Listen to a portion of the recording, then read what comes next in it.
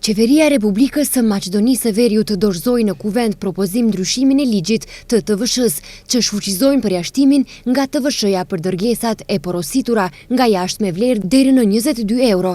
Me këtë, të gjitha porosit online nga jashtë, pavarësisht nga vlera e tyre, do t'i nënshtrohen TVSH-s prej 18%. Përjashtimi nga TVSH-ja do të mbetet vetëm për dërgesat e vogla me vlerë jo tregtare, të dërguara nga një person fizik tek një person fizik, deri në shumë prej 22 euro, por jo për alkoolin, parfumet, duhanin dhe produktet e ngjashme.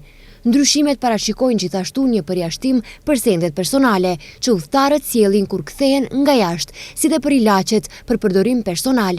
Ligji do të shqyrtohet në kuvent pas një procedure të rregullt pas zgjedhjeve lokale të planifikuara më datë 19 tetor dhe 2 nëntor, dhe nëse miratohet, do t'i jap fund praktikës aktuale të qytetarëve që blejnë me çmime më të ulta përmes platformave të huaja elektronike si Temu, AliExpress dhe të tjera.